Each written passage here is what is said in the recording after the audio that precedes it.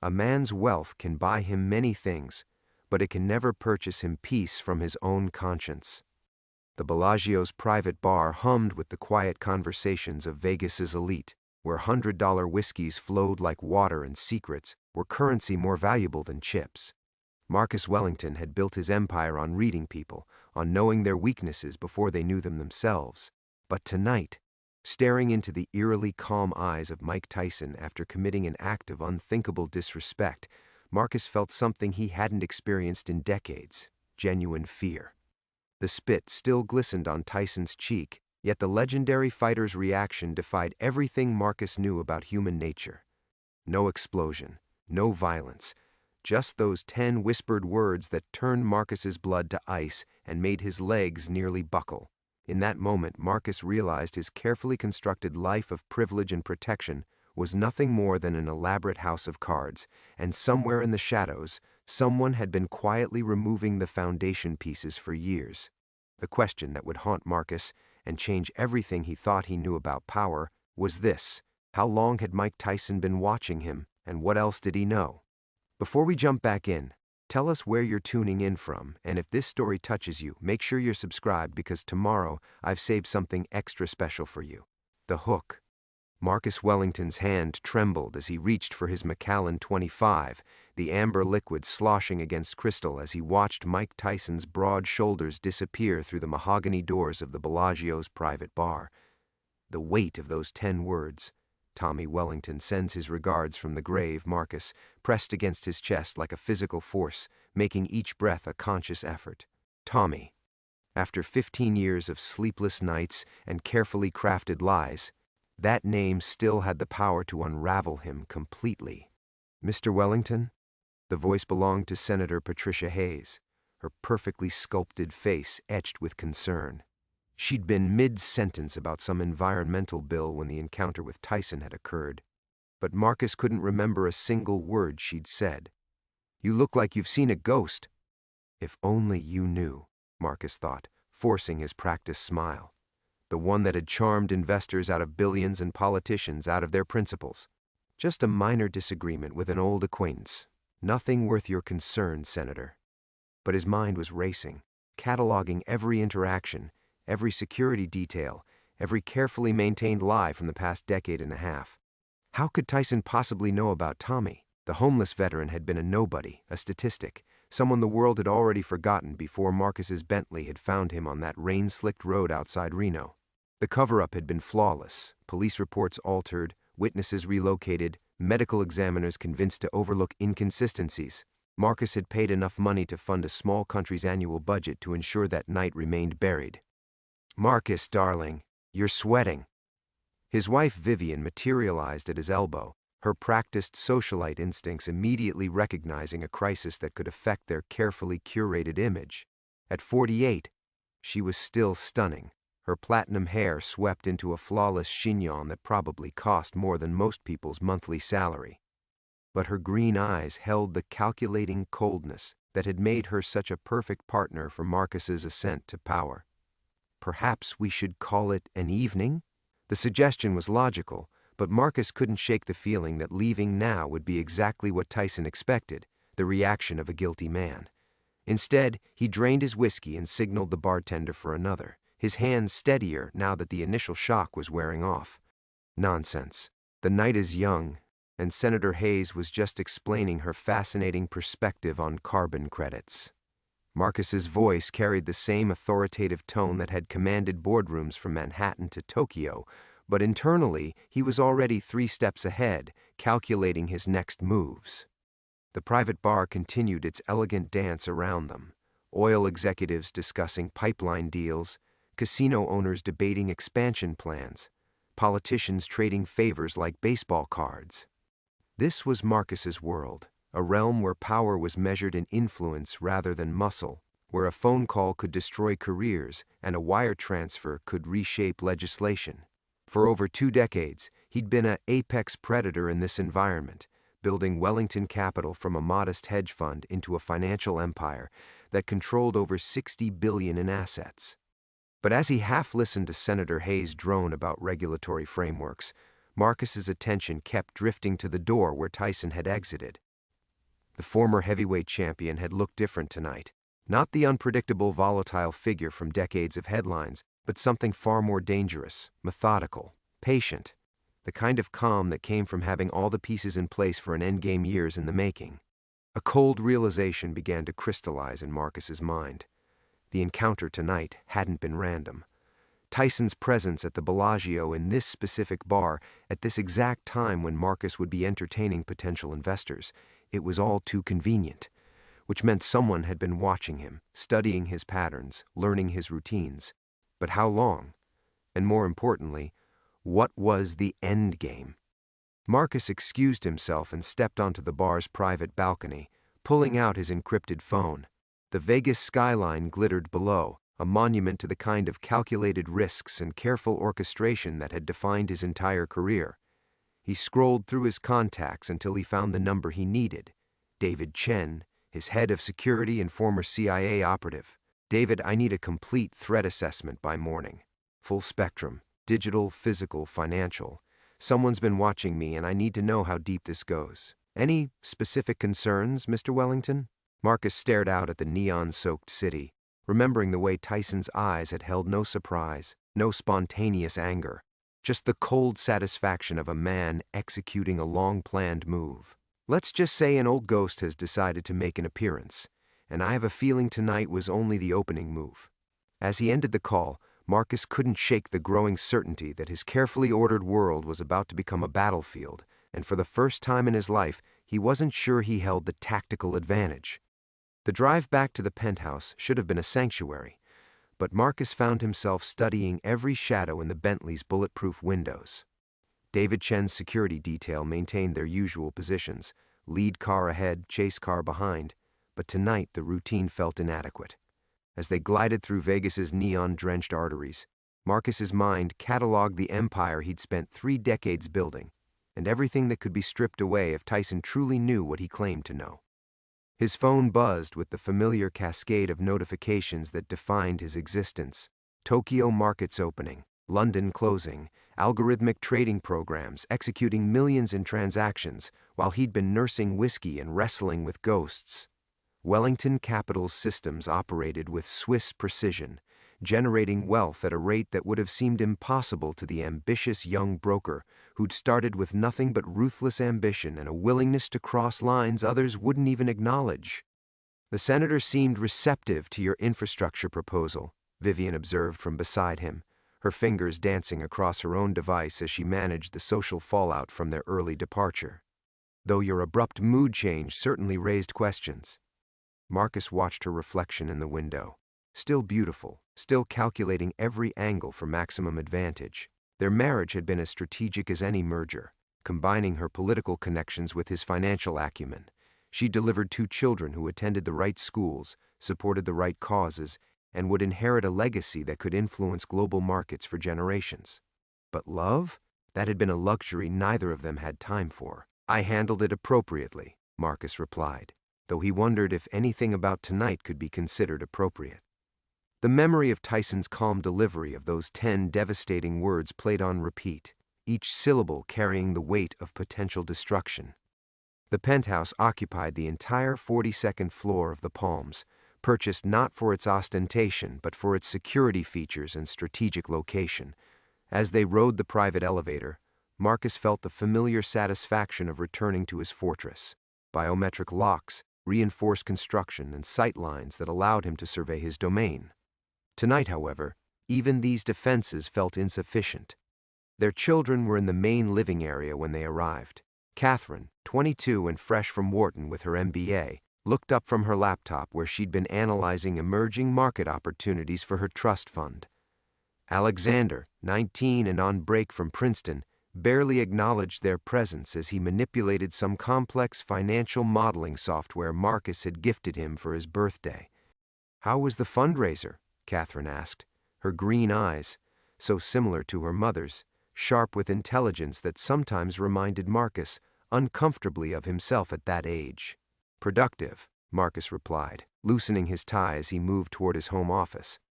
Several promising connections made. It was a lie, of course. The only connection that mattered tonight had been with a man who apparently knew enough to destroy everything Marcus had built. But his children didn't need to know that their trust funds, their educations, their entire futures might be hanging in the balance because of something their father had done before they were born. His office overlooked the Strip, a panoramic view of the city where fortunes were made and lost every second. The walls displayed the trophies of his success, photos with presidents, awards from financial magazines, original art pieces worth more than most people's homes. His desk, a slab of black marble that had once belonged to a robber baron from the Gilded Age, commanded the space like an altar to capitalism. Marcus poured himself 3 fingers of bourbon from the Pappy Van Winkle collection and opened his secure laptop. The numbers that greeted him should have been reassuring.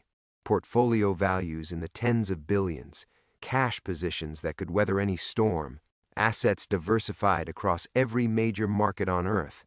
Wellington Capital wasn't just wealthy, it was systematically, mathematically insulated from the kind of financial pressures that destroyed lesser empires. But money couldn't solve every problem. Money couldn't silence Mike Tyson if he chose to speak. The encrypted message from David Chen was already waiting, initial sweep complete. No obvious digital infiltration, physical surveillance possible but unconfirmed. Recommend immediate upgrade to Protocol 7, full report by 0600. Protocol 7 meant treating this as a genuine threat to the family's safety. It meant lockdown procedures, expanded security details, and the kind of visibility that Marcus had spent his entire career avoiding. The irony wasn't lost on him. A man who'd built an empire through calculated invisibility might now be forced into the spotlight by the one secret he'd buried deepest. He thought about Tommy Wellington, the name that still made his chest tighten with something that might have been guilt if Marcus still possessed the luxury of conscience. 15 years of careful forgetting, of transforming that rainy night into just another necessary business decision, and somehow Mike Tyson had managed to excavate the truth. The question that haunted him as Vegas glittered below wasn't whether Tyson would act on his knowledge. The former champion's calm delivery suggested this was already in motion. The question was how long Marcus had before his perfectly ordered world became a battlefield where money and influence might not be enough to ensure victory. Marcus's contemplation was shattered by the sharp buzz of his secured landline, a number known to fewer than 20 people worldwide. At 2:47 a.m., any call could only mean crisis. The caller ID showed blocked, but the routing signature indicated domestic origin. Marcus lifted the receiver with practiced calm, though his pulse quickened. Mr. Wellington. The voice was electronically distorted, neither male nor female, carrying the artificial precision of voice modification software. I trust you enjoyed your evening at the Bellagio. Every instinct screamed danger. This wasn't Tyson. The former champion was many things, but he operated with brutal directness, not technological sophistication. Someone else was orchestrating events, using Tyson as the opening gambit in a larger game. Who is this? Someone who's been waiting 15 years for justice. Tommy Wellington was my friend, Mr. Wellington. My brother in arms. He saved my life in Kandahar, and you left him dying in a ditch like roadkill. Marcus's blood turned to ice. The homeless veteran had military connections. Of course he did. Marcus had been so focused on covering up the immediate incident that he'd never fully investigated Tommy's background, his relationships, the people who might come looking for answers. I don't know what you're talking about. A sound that might have been laughter filtered through the voice modulator. Reno General Hospital, November 15, 2004. Dr. Patricia Vance, the emergency room physician who treated Tommy's accident, developed a curious gambling addiction shortly after filing her report. Lost her medical license, her marriage, her children's respect. Funny how these things happen. The bourbon glass slipped from Marcus's fingers, crystal exploding against marble as 15-year-old memories crashed back with surgical precision. Dr. Vance had been the weak link, the one person who'd questioned the official story of a hit and run. Marcus had destroyed her systematically, methodically, turning her life into a cautionary tale for anyone else who might develop inconvenient curiosity. She kept copies, Marcus. Medical records, photos, her personal notes documenting every inconsistency in the police report. Everything your money couldn't reach. Marcus sank into his chair. the weight of inevitability pressing down like a physical force. What do you want? Justice. But not the kind your lawyers can negotiate or your accounts can purchase. Real justice. The kind that makes you understand exactly what Tommy felt in those final moments when you left him to die. The line went dead, leaving Marcus staring at the phone as if it had transformed into a serpent. His hands shook as he reached for his laptop, fingers flying across encrypted communication channels. David Chen's team needed to know they weren't dealing with a single threat, but a coordinated operation years in the planning. Before he could finish typing, his office door opened. Vivian stood silhouetted against the hallway light, her silk robe pulled tight against the desert night's chill. Her expression held the calculating assessment that had made her such a formidable partner. "That was your secure line," she said, not bothering with questions. After 24 years of marriage to Marcus Wellington, she'd learned to read the subtle indicators of crisis management. "How bad?" Marcus studied his wife's face, searching for any sign that she might become a liability rather than an asset. Vivian knew about his business practices, the gray areas where wealth and influence intersected with moral compromise. But Tommy Wellington had happened before their marriage, buried so deeply that even she remained ignorant of that particular sin. "Bad enough that we might need to consider contingency planning." Vivian moved to the window, her reflection ghost-like against the Vegas skyline. The children? Safe for now. But that could change. She turned back to him, and Marcus saw the transformation that had always both impressed and terrified him, the socialite mask falling away to reveal the ruthless strategist beneath. "What do you need me to do?" The question hung between them, weighted with implications. Vivian wasn't asking for details or explanations. She was offering partnership in whatever darkness lay ahead, just as she'd done countless times before when Wellington Capital faced threats that required more than conventional business solutions. Marcus stood, fragments of crystal crunching beneath his Italian leather shoes. Outside, Vegas pulsed with its eternal rhythms of risk and reward, but he no longer felt like part of that ecosystem. Instead, he was prey being stalked by predators who understood his weaknesses better than he'd understood them himself. "Protocol 7 is already in motion," he said finally. "But I think we're going to need something more comprehensive than David's security measures." Vivian nodded, already reaching for her phone to activate networks that existed entirely outside legal boundaries. "I'll make the calls." As she left to wake the kind of people who specialized in problems money couldn't solve, Marcus stared at his reflection in the window. The man looking back appeared older, more fragile than he'd expected. For the first time in decades, Marcus Wellington faced a choice that couldn't be delegated or purchased: fight back with everything he'd built, or watch it all crumble under the weight of one rainy night's mistake. The war for his empire had officially begun. The first gray light of dawn found Marcus still standing at his office window, the bourbon having long since worn off to leave only crystalline clarity and mounting dread. Protocol 7 was in motion. He could see David Chen's expanded security detail positioning themselves across the street, their professional invisibility a comfort that felt increasingly inadequate. The war had begun, but as the city awakened below him, Marcus found himself paralyzed by the magnitude of what he was contemplating. Vivian returned as the sun cleared the mountains, her phone dark after 3 hours of conversations that would never appear on any official record. The networks she'd activated moved in shadows deeper than anything Wellington Capital had ever navigated. Former intelligence operatives, corporate fixers, the kind of specialists who solve problems by making them disappear entirely. "It's done," she said simply, settling into the chair across from his desk. "But Marcus, what they're proposing, there's no walking back from it." He turned from the window to study his wife's face, seeing his own uncertainty reflected in her carefully controlled expression. Vivian had orchestrated the destruction of business rivals, buried regulatory investigations, and eliminated threats through methods that existed in the gray spaces between legal and necessary. But this felt different, more personal, more dangerous. "Tell me," he said.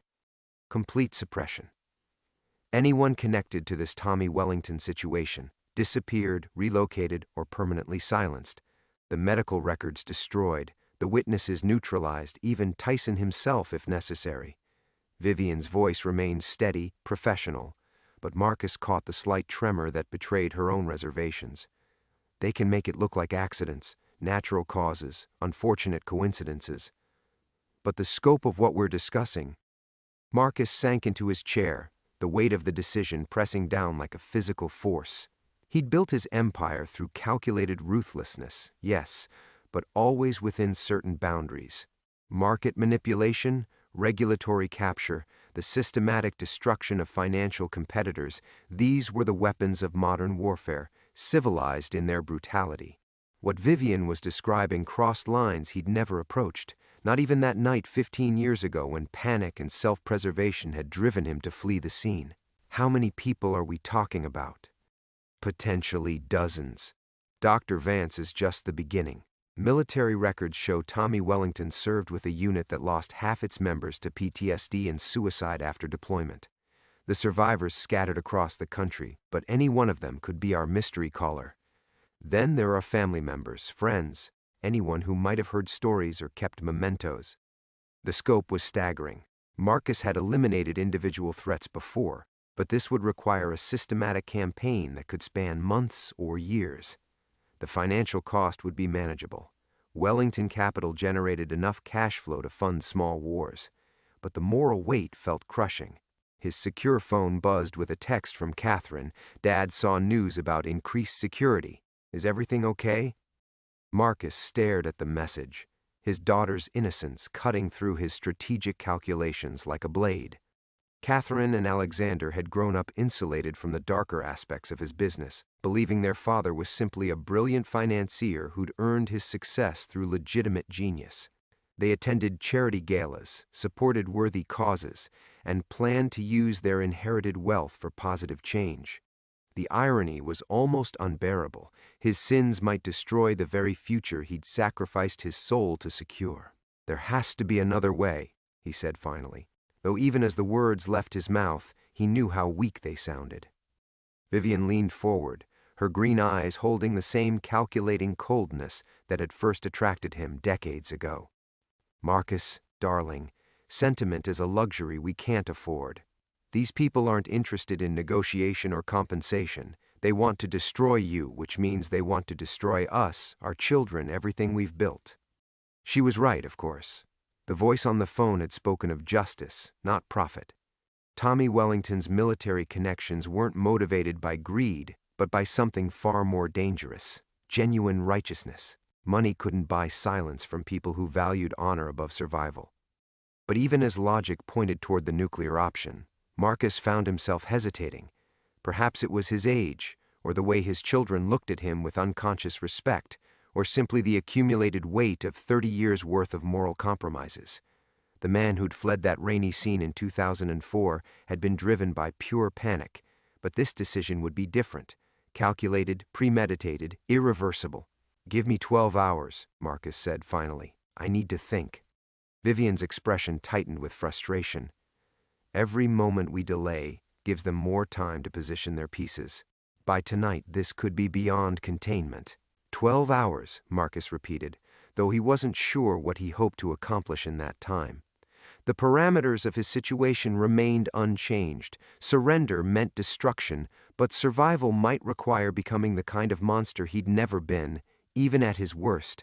Outside, Vegas continued its eternal dance of risk and reward. But Marcus Wellington found himself facing the one gamble he'd never wanted to make, his soul against his empire, with everything he'd ever loved hanging in the balance.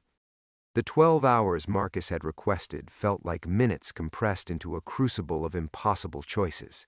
He'd spent them pacing his office, reviewing financial statements that suddenly felt meaningless, and staring at family photos that reminded him exactly what he stood to lose.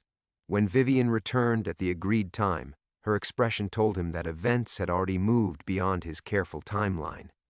"They've escalated," she said without preamble, setting her phone on his desk like evidence in a trial. David intercepted communications. "They're not planning to wait for us to make the first move." Marcus felt the last vestiges of his old world, the world where wealth and influence could solve any problem, crumble around him. What kind of escalation? Catherine's professor at Wharton received an anonymous package this morning. Photos, documents, questions about the Wellington family's true legacy. They're targeting our children, Marcus, making this personal in ways that go beyond financial destruction. The words hit Marcus like a physical blow. His children were supposed to be untouchable, protected by layers of security and careful anonymity. The fact that Tommy Wellington's allies had reached Catherine's academic world meant they possessed resources and patience he'd catastrophically underestimated. He moved to the window one final time, staring down at the Vegas Strip where ordinary people pursued ordinary dreams of wealth and escape. How simple their worlds seemed compared to the labyrinth of consequences he'd constructed around himself. A single decision, 15 years ago, a moment of panic followed by a lifetime of calculated cover-ups, had metastasized into this impossible choice between damnation and destruction. "The overseas accounts," he said quietly, his breath fogging the bulletproof glass. "How quickly can we move the children's trust funds beyond U.S. jurisdiction?" Vivian's sharp intake of breath told him she understood the implications. 6 hours for the initial transfers, 48 for complete relocation to non-extradition territories. "Marcus, if we're moving that kind of money, we're crossing a line there's no coming back from." He turned to face her, seeing his own transformation reflected in her carefully controlled features. "I know." The decision crystallized with brutal clarity. Marcus had spent 15 years believing he could manage the consequences of that rainy night through careful planning and calculated risks. But Tommy Wellington's military brothers weren't playing by the rules of corporate warfare. They understood something Marcus was only now learning. True justice existed outside the boundaries of law, money, and civilization. He reached for his secure phone, fingers steady despite the magnitude of what he was about to unleash. The numbers were encrypted in his memory, direct lines to specialists whose services existed in the spaces between legal and necessary. Each call would set in motion a chain of events that would reshape not just his enemies but his own soul. "Protocol Omega," he said when Vivian raised a questioning eyebrow.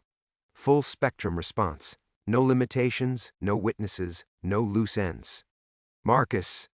For the first time in their marriage, Vivian hesitated. "Once we make these calls, we can't pretend anymore. Not to ourselves, not to the children. We'll be the monsters they claim we are." Marcus thought of Catherine's trusting smile, Alexander's unconscious confidence in his father's integrity, the charity galas and social causes that had given their wealth a veneer of respectability. All of it would have to die so that something harder and more terrible could take its place. "We were already monsters," he said finally. "We just had the luxury of pretending otherwise." The first call activated financial networks that existed entirely outside regulatory oversight. Within minutes, billions in assets would begin flowing toward jurisdictions that prioritize client privacy over international cooperation. The second call reached military contractors whose resumes included conflicts that officially never happened. The third connected him to information specialists who could rewrite digital histories and eliminate inconvenient records. With each conversation, Marcus felt pieces of his carefully constructed identity falling away. The philanthropist, the respected businessman, the loving father, all revealed as elaborate masks concealing something far more primal. He was becoming the predator that circumstances demanded, shedding civilized constraints like a snake abandoning its skin. Vivian watched the transformation with fascination and horror, recognizing that the man she'd married was disappearing before her eyes. "The children," she said when he finished the final call. "How do we explain—" "We don't." Marcus's voice carried a coldness he'd never heard in himself before. "From this moment forward, they're civilians in a war zone, protected, isolated, and entirely ignorant of what we're about to become." Outside, Vegas pulsed with its eternal promise of reinvention. But Marcus Wellington knew he was moving beyond redemption into territory where only victory or annihilation remained. The 12 hours he'd requested were ending, but the man who had needed time to think was gone. In his place stood something harder, more ruthless, utterly committed to survival regardless of cost. The war for his empire had begun, and Marcus had finally chosen his weapons. The first test of Marcus's new reality arrived with the sunrise. David Chen's voice crackled through the secure intercom, urgent but controlled. "Sir, we have a situation. The contractors you contacted last night, one of them is already dead. Marcus felt the blood drain from his face as he processed the implications. The specialists Vivian had connected him with weren't just expensive, they were supposed to be untouchable. If Tommy Wellington's network could eliminate professional killers within hours of their recruitment, then Marcus had grossly underestimated his opponents. Details, he commanded, his new coldness serving him well. James Korecki, former Navy SEAL, found in his Denver apartment with a single gunshot wound to the head. Police are calling it suicide, but the weapon was placed wrong for a self-inflicted shot. Someone with military training got to him first. Vivian appeared in the doorway, still in her silk robe but holding her encrypted phone like a weapon. Her face carried the same pale realization that was dawning on Marcus. They weren't just fighting Mike Tyson or even Tommy Wellington's memory. They were at war with a network of military-trained operatives who had been planning this campaign for years. The other contractors? Marcus asked. Gone to ground. Radio silence. Either they're scared or... David's pause carried its own implications. Or they're compromised. Marcus sank into his chair, feeling the weight of absolute isolation settling around him. The mercenaries he'd counted on were either dead or unreliable. His financial weapons, while still intact, suddenly felt inadequate against enemies who valued honor above profit. His secure phone rang. The same untraceable number from the night before. Good morning, Marcus. Sleep well? The voice carried a satisfaction that made Marcus's stomach clench. I trust you've discovered the fate of Mr. Korecki by now. Former SEAL Team 6, very impressive resume. Unfortunately for him, Tommy Wellington's brothers take a dim view of mercenaries hired to eliminate veterans. Marcus gripped the phone tighter. What do you want? I want you to understand the rules of this new world you've entered. Your money can't buy protection from people who've already faced death in foreign deserts. Your connections mean nothing to soldiers who've watched better men than you send their friends home in body bags.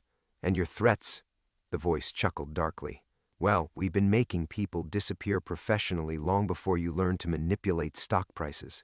The line went dead, leaving Marcus staring at the phone as if it might reveal some hidden advantage. But the message was clear. Every weapon in his arsenal had been anticipated, countered, or turned against him. We need different allies, Vivian said quietly, her strategic mind already adapting to their new parameters. People they can't intimidate or eliminate. Marcus nodded slowly, his thoughts turning to resources he'd never considered before. Wellington Capital's legitimate operations employed thousands of people. Accountants, lawyers, security personnel, administrative staff who had families and mortgages and reasons to fight for their paychecks. Not all of them needed to know the true nature of the threat, only that their jobs and futures depended on their loyalty. Get me Sarah Chen, he said, referring to David's sister who ran Wellington Capital's internal security division. Unlike her brother's external specialists, Sarah's team was deeply embedded in the company's daily operations, with access to building systems, personnel records, and communication networks that even military operatives would find difficult to penetrate. Marcus, Vivian warned, if we bring internal staff into this, they're already in it. His voice carried a certainty that surprised even him. The moment Tommy Wellington's people started targeting our family, everyone connected to Wellington Capital became potential collateral damage. Better they understand the stakes than remain ignorant and vulnerable. Within an hour, Marcus found himself in the company's secure conference room, facing a handful of employees whose roles had suddenly expanded beyond anything in their job descriptions. Sarah Chen sat across from him, her expression professionally neutral despite the extraordinary circumstances. Beside her, Wellington Capital's head of legal affairs, Maria Santos, took notes on a tablet that would automatically encrypt and delete itself within hours. The situation is complex, Marcus began, choosing his words carefully. Wellington Capital faces a coordinated attack from parties with military backgrounds and significant resources. They've already demonstrated the ability to eliminate professional security contractors and access restricted information.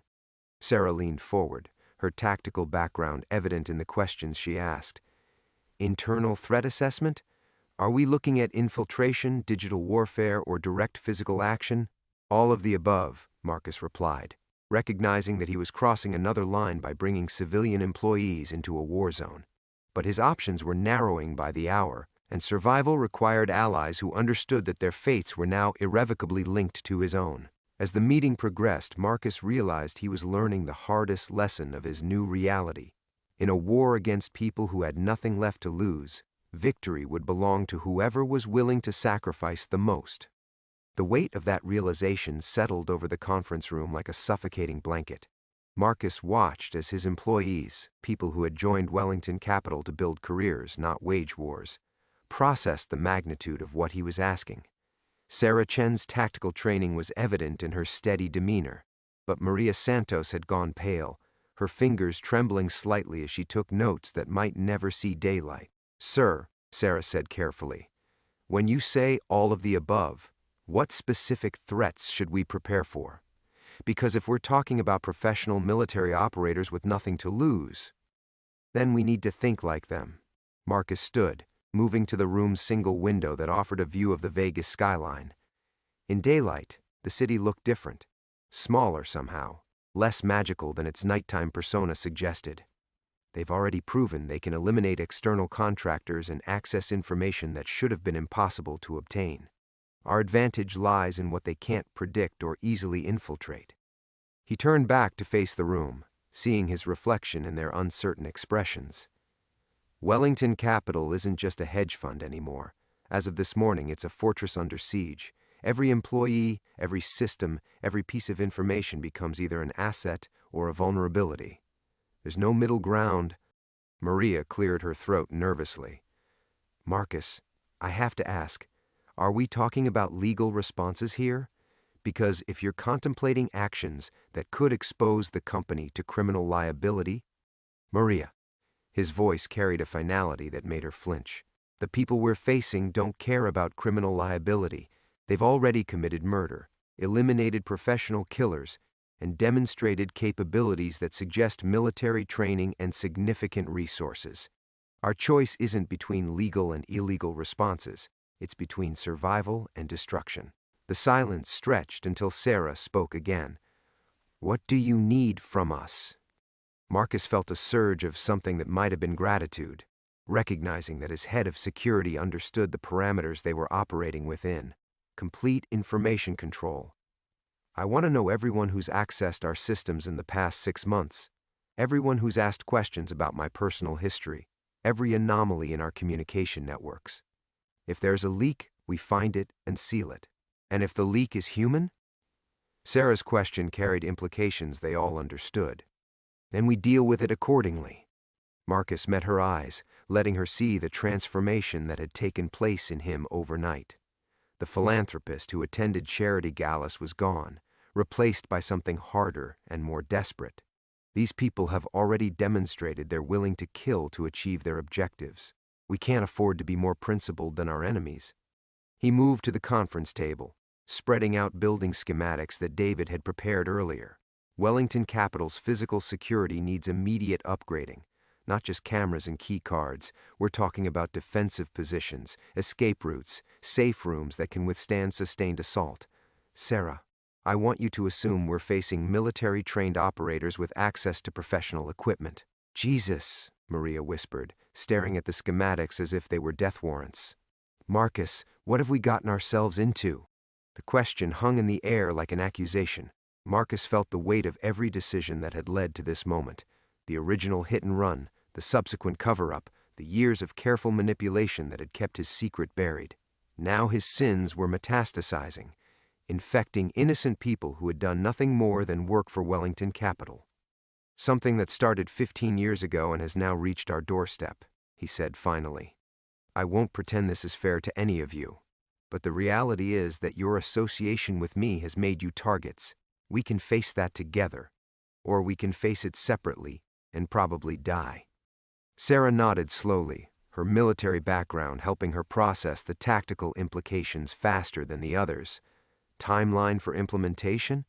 48 hours for basic hardening. 1 week for complete transformation. Marcus felt the familiar rush of strategic planning, his mind automatically calculating resources and contingencies. Money is no object. Neither are legal restrictions. And our families? Maria's voice was barely a whisper. If these people are willing to target your children.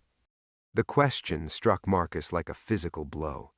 He'd been so focused on protecting Catherine and Alexander that he'd barely considered the cascading effects of bringing his employees into the conflict. Now Sarah, Maria, and the others would carry the same target that had painted itself on anyone connected to the Wellington name. Protection details, he said, though the words felt inadequate. Safe houses if necessary. Whatever it takes to keep your loved ones out of the line of fire. But even as he spoke, Marcus realized he was making promises he might not be able to keep. The enemy had already demonstrated reach and capabilities that exceeded his understanding. Protecting his own family was consuming enormous resources.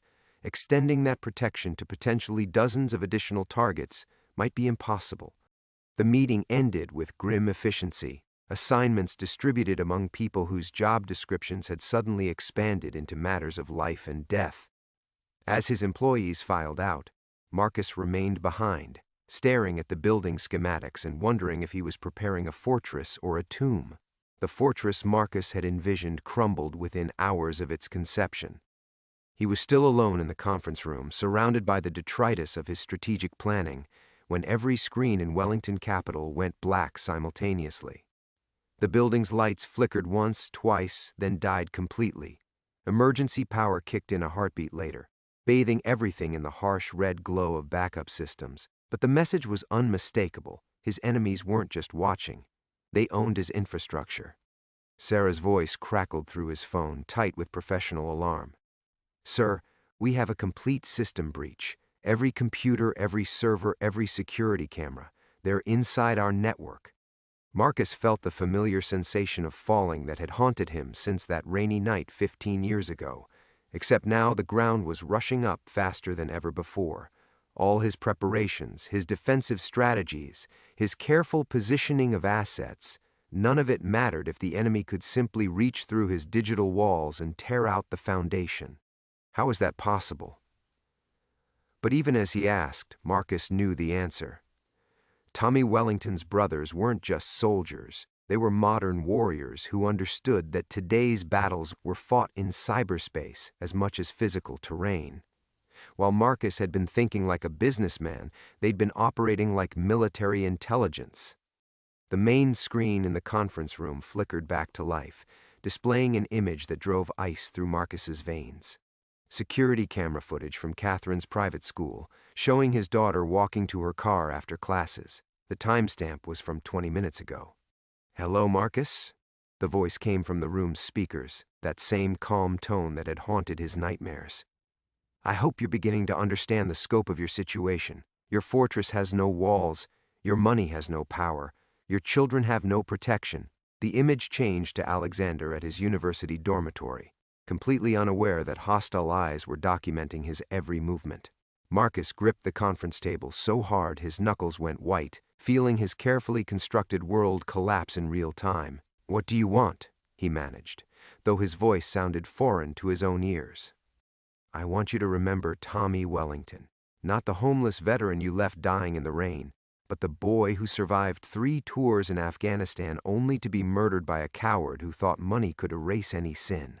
The voice carried a weight of shared grief that transcended individual revenge. He saved 4 men from an IED explosion in Kandahar. 4 fathers who went home to their children because Tommy Wellington was willing to die for them. And you killed him for the crime of existing in your path. Marcus closed his eyes, but the images of his children remained burned into his retinas. Every defensive measure he'd implemented, every security protocol Sarah had designed, every wall he'd tried to build, all of it was meaningless against enemies who had penetrated his digital nervous system. Your employees are evacuating the building now, the voice continued conversationally. Sarah Chen received a very convincing bomb threat approximately 2 minutes ago. Maria Santos is discovering that her daughter's after-school program has been canceled due to a gas leak. Fascinating how quickly people respond to threats against their families, don't you think? Through the conference room's windows, Marcus could see Wellington Capital's staff streaming out of the building in organized chaos. Sarah's emergency protocols were working perfectly, except they were responding to a phantom threat, while the real danger sat in the room with him, speaking through speakers he couldn't locate or disable. His secure phone buzzed with a text message. No words, just coordinates and a time, 1 hour from now. "There's a warehouse in North Las Vegas," the voice explained. "Industrial district, very private. You'll come alone, Marcus. No security, no weapons, no clever schemes. Just you and the truth about what you did to Tommy Wellington." Marcus stared at the coordinates, his mind automatically calculating distances and possibilities. It was clearly a trap, designed to isolate him from any remaining advantages. But the alternative was watching his children become casualties in a war they didn't understand. And if I refuse, then Catherine and Alexander learn exactly who their father really is before they die. We've prepared very detailed files about your crimes, your cover-ups, your transformation from philanthropist to murderer. Their last moments will be spent understanding that everything they believed about you was a lie. The screens went black again, leaving Marcus alone in the emergency lighting with a choice that wasn't really a choice at all. He could walk into an obvious trap, or he could watch his family pay the price for sins they hadn't committed. As he stood to leave, Marcus realized this was what true justice looked like when it existed outside the law. Not quick or clean, but methodical and absolute, designed to strip away every defense until only naked accountability remained. Marcus stood in the emergency lighting for exactly 30 seconds after the screens went dark, his mind racing through possibilities that evaporated as quickly as they formed. Call the FBI? They'd want explanations he couldn't provide without confessing to murder. Mobilize private security? His enemies had just demonstrated they could penetrate any digital system he owned. Run? His children's faces were burned into his memory, reminders that geography meant nothing to people who could reach through cameras and computer screens to touch his most precious vulnerabilities. He walked to his private elevator, the emergency lighting casting harsh shadows that made his reflection in the polished steel doors look like a stranger. The man staring back at him bore little resemblance to the confident billionaire who'd stepped into the Bellagio's high roller bar 5 nights ago. That Marcus Wellington had believed money was armor, that wealth could transform any sin into a manageable inconvenience. This version understood he'd been living in a carefully constructed delusion that was now crumbling with mathematical precision. The parking garage felt like a tomb, his footsteps echoing off concrete walls as he made his way to the Bentley, the same model he'd driven 15 years ago, though he'd replaced the original after Tommy Wellington's blood had proved impossible to completely remove from the grill. He told himself at the time it was about avoiding evidence, but now Marcus recognized it for what it really was, an attempt to erase a moment that had defined every day since. The coordinates led him through Vegas's arteries toward the industrial wasteland of North Las Vegas, where legitimate businesses gave way to warehouses and storage facilities that asked few questions about their tenants. Marcus had used similar locations for Wellington Capital's more sensitive operations, meetings that couldn't happen in boardrooms, negotiations that required absolute privacy. The irony wasn't lost on him that his enemies had chosen terrain he'd helped teach them to navigate. His phone rang as he turned onto the designated street. Vivian's number. "Marcus, where are you? Sarah says Wellington Capital is in complete lockdown, and security is reporting anomalous activity across all your personal accounts." Vivian.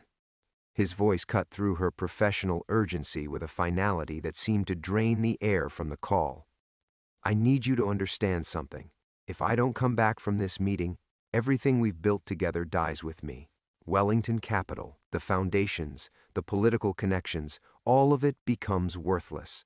The silence stretched until she spoke again, her voice smaller than he'd ever heard it. "What are you saying?" "I'm saying Tommy Wellington's brothers have won. They've demonstrated capabilities we never anticipated, resources we can't counter, and a willingness to sacrifice everything for revenge.